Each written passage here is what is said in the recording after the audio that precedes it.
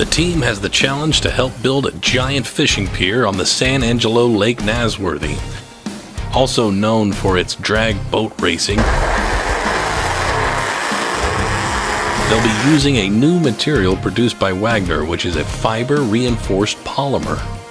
The plan calls for underwater drilling, bolting, and an all-out trapeze-style harness to swing as they set the supports in place. It's like hanging, sitting, and swinging, trying to drill a quarter-inch hole in the swing set that you're currently sitting in. It's just near daybreak and they are fueling up and getting all the equipment ready. There's lots to do before we get in the water, the cold water by the way, and get to cutting and drilling these supports for the pier. We're so close to the military base that we cannot fly the drone. You can't even fly down low? Nope, they won't let us. Apparently they have their own drones. But there's lots of things to document, and there's also little boats we can get out and tour the lake with. So let's see what happens. Zach is going to be one of the divers today, getting ready to start mounting the supports. So we're coming in here and trying to figure everything out and set all the beams on the bottom so the fishing pier doesn't fall down. So. Yeah, right now basically what we're doing is we're having to go in, we're having to take measurements for each and every individual support structure because unfortunately whenever the piles were driven, some of them are a little bit offset so they're not exactly to the distances and lengths that it's pre-cut. So we're having to go in and measure for all the bottom horizontal support structures and all the vertical support structures going from top to bottom.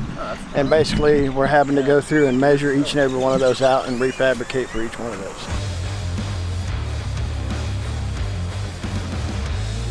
Yeah, we're just putting this together for the company Wagner. I've never worked or really seen anything like this before.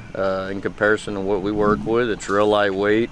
Wagner swears by it and says it's real strong, so I believe them. Well, it's real strong, light, easy to work with, easy to install. It's actually really easy to work with. It feels like fiberglass, but it is definitely not. I think it's got a little higher tensile strength and a little thicker consistency, but it's very durable. It's very durable. Because it's so lightweight, we're able to move a lot quicker and get a lot more done. We haven't had a whole lot of problems with it. Hopefully we can keep on pushing and making progress. It's got a rating of 25,000 pounds. It's strong as steel, if not stronger. But picking it up, it just feels like fiberglass. Today we're gonna go get some measurements on some cross beams and horizontal beams and then relay that to topside, and they're gonna punch the holes for us, deliver it to us in the water, and we're gonna go ahead and install it under there.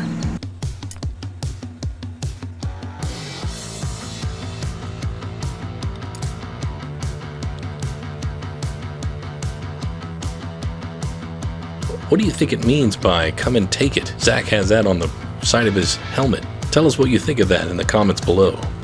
Yesterday we did a total of 7 beams, and hopefully we can double that today. The chilly morning water can be felt through all extremities.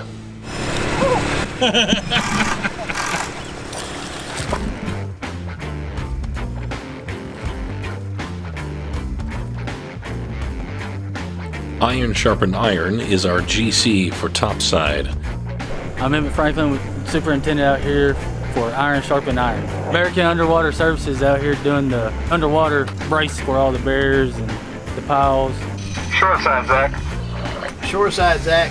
Tape wrapped up. Just tell them to and I'll let him climb up. Zach, I'm at the top. 7.5 inches.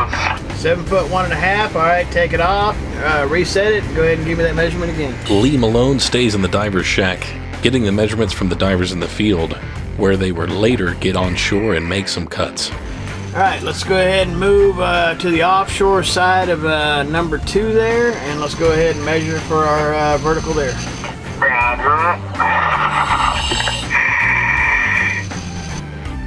As they get further into the build, a bit of on-site customization commences. slight modifications in the field. The plans drawn up always have a tendency to change in the field.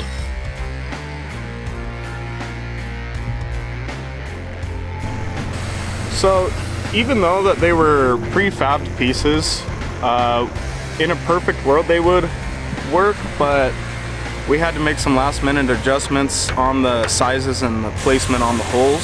So we go down and really make sure that the pieces are correct. So we're gonna go and get eyes on it on ourselves and cut them out up here.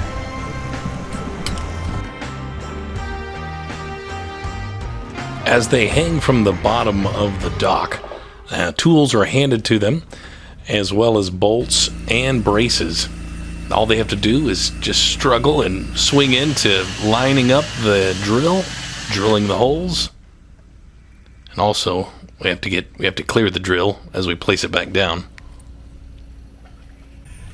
Don't forget to like and subscribe, and tell us what you think about some of this action in the water and some of the techniques that you saw today.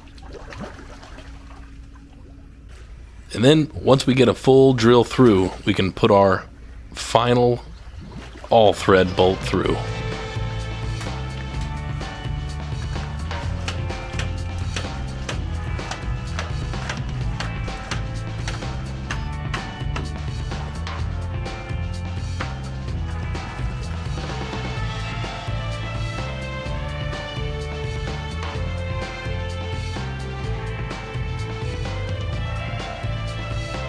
All these are the little toys that they find in the ponds.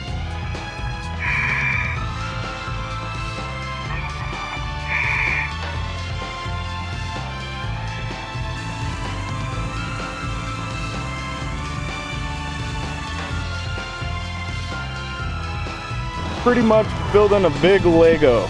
Measure down there and drill holes up here, and then go place it on. And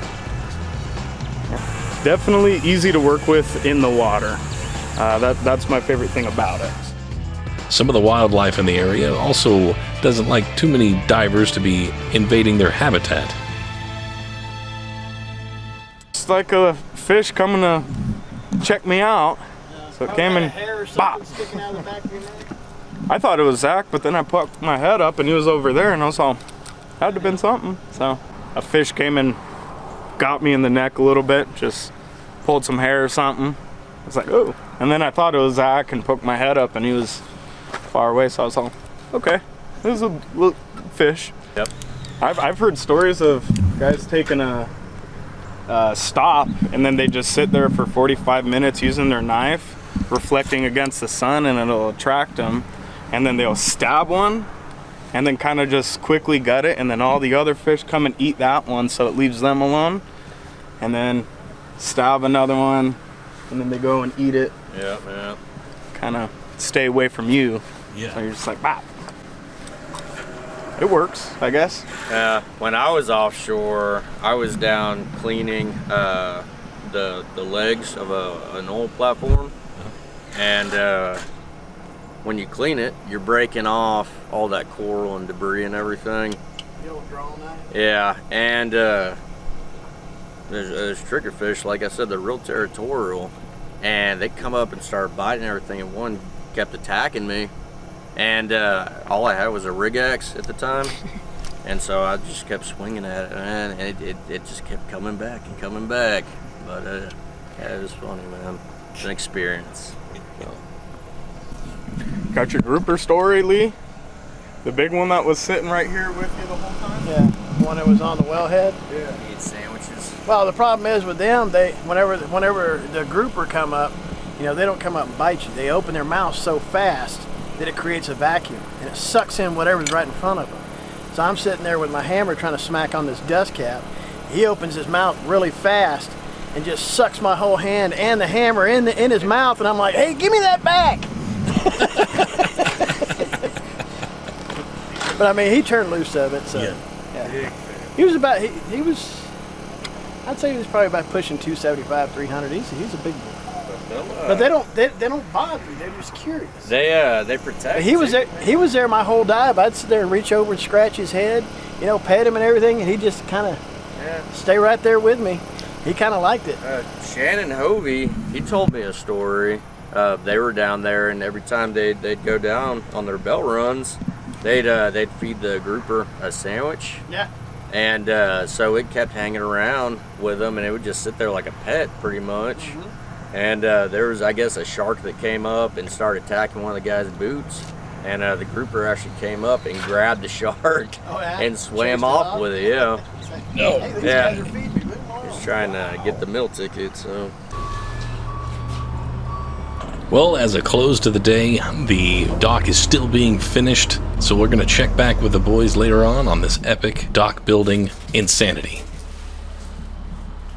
Pond dredging, commercial diver, and dredging services.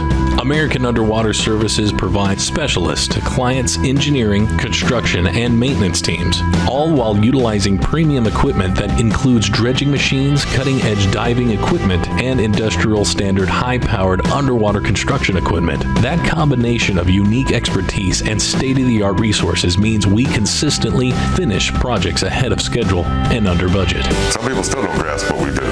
They just can't comprehend it. Our 26 years of experience as American Underwater Services is the premier and longest standing diving dredging company for virtually any commercial underwater job. We offer innovative, cost-effective solutions to your commercial diving, pond cleaning, and dredging needs.